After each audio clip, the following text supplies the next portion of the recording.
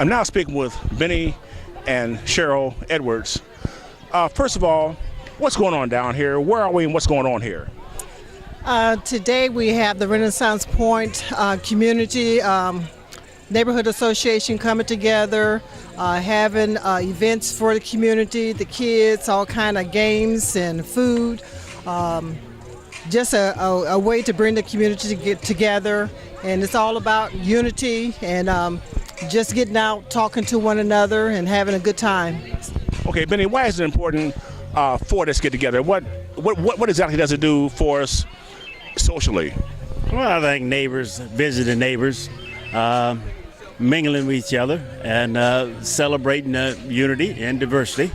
And it was very well organized. Ms. Linda Brooks spent a lot of time and effort in putting this block party together, and it's turned out really well. They have voter registration drives, they have games and activities for the kids, they have food, and it's right in the middle of Renaissance Point. And I think it's very important that we learn to work together, live together, play together, and enjoy each other. Okay, they're getting ready to eat. All right, let me ask you a couple questions here. You know, one of the main benefits of people coming together like this is it provides an outstanding opportunity to address issues. Okay. You know, and when you look at both the Republican convention, Democratic convention, what do we need to do? I mean, what do we need to do? What's not being addressed by the national parties, if you understand my question? Well, I'm not sure where you're going with that, but one of the things, I'm also the president of the Martin Luther King Club, and our mission is to support unity and diversity.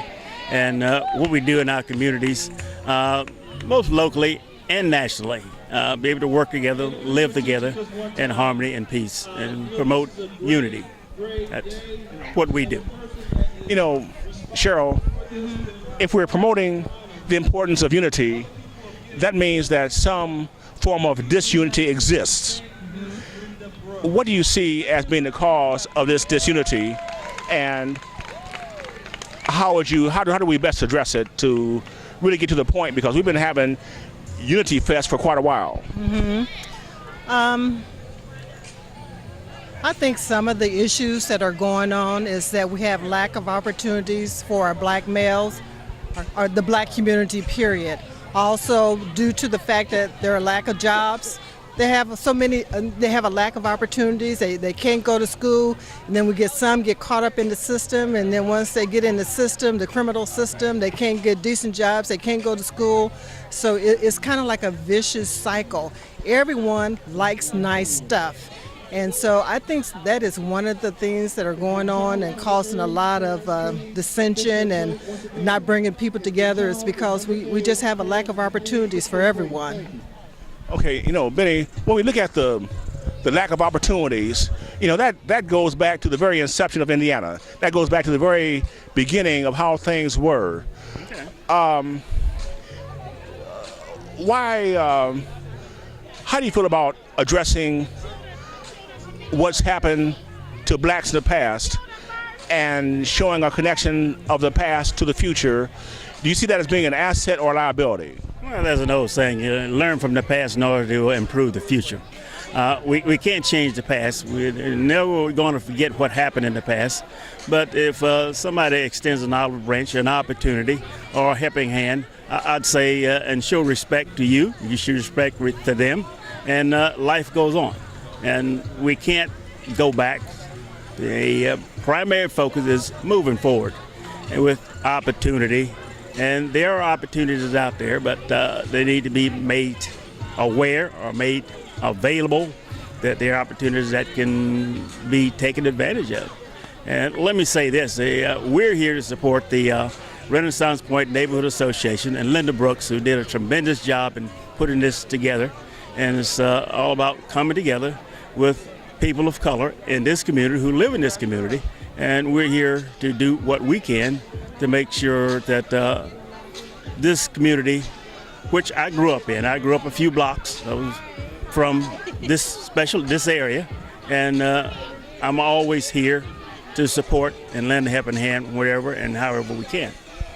You know, at some time in the near future, do you see where we can, when it's quiet and we can sit down and have a serious discussion on Fort Wayne history?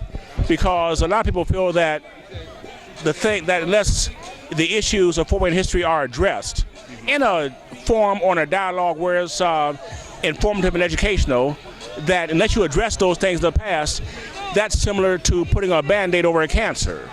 Do you see the parallel there? Well, yeah, Fort Wayne and Indiana is the 200th year anniversary of the state of Indiana. And Fort Wayne, especially the mouth of the Three Rivers and the Old Fort, has a rich history. And we should never forget what happened, how we got to where we at. But as I said before, we're moving forward.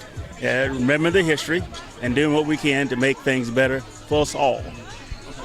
Not to debate right here at this point here on camera, but the history that's being told, we're told one history, but the other history is ignored, such as when we discuss the Indiana Bicentennial, that's 200 years of Indiana being Indiana. Or in other words, that's 200 years of Indiana successfully taking this land from the Indians, and a whole lot of uncomfort and things like that have happened to them. But at the same time, while the land was being taken from the Indians, the blacks were encouraged not to come here. Yeah, I agree. That happens, but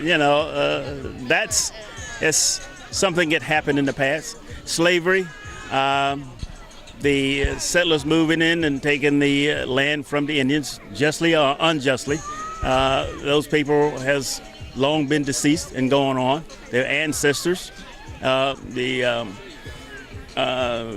would you call the offsprings, are here, but we still have to learn and find a way to work together and live in harmony and peace. I 100% agree, and we're going to do that, but we're going to have a longer, more in-depth discussion on that past, because that past is very interesting, and we don't want to put a Band-Aid on a cancer, but I'm not going to get too deep into that right now, because this is a beautiful event. Yes, it is. And you all, this couple, now you all have been married and looking alike for how many years now? 22 years. At some point in time, Cheryl, we have to sit down. You and I have to do a one-on-one, because some of the things that you've been through with your life specifically, we need to talk one-on-one with that, because I've read parts of your story here and there, but to hear you talk about yourself in context of today, because when you first told your story, I'm quite sure that things were a little bit different. Yeah. But now you've got a stronger outlook on the past. You see what's going on around you and how rights are being taken away. But at the same time, things have been happening to blacks. You learn how to stand strong, and some kind of way you relied on that Arkansas heritage of them other folks, perhaps in your background, things like that. And a lot of people, when they deal with issues and dilemmas, they don't know how to draw from their inner past, and it's been shown that if you can't draw from your inner past, you have a less likelihood of being successful against people who can draw from their past. So we can talk one-on-one at a point. Okay, sure, we could do that. One of the things that we're both prior military, we're both retired military. I was a command sergeant major, and she was a command sergeant major, and that's kind of a rarity in the military. Very few people will ever achieve that rank. And we're part of the American Legion Riders, which is a veterans motorcycle organization, and we're also with the Martin Luther King Club, but we are products of this community. We lived and grew up and went to school in this community, and we have never forgotten where we came from. And that's why we're talking here right now, because you are leaders. You love the community, you love the people, and you're going to do everything right for them. That's why your honest perspective of things is so important, because you don't have a hidden agenda, where some blacks perhaps may have a hidden agenda and say things that are not accurate, but you're around enough black people to be grounded accurately. But anyway, we'll talk again here in the next few days. Okay, yeah, very, very good. All right. All right, Eric. All right, Garrett.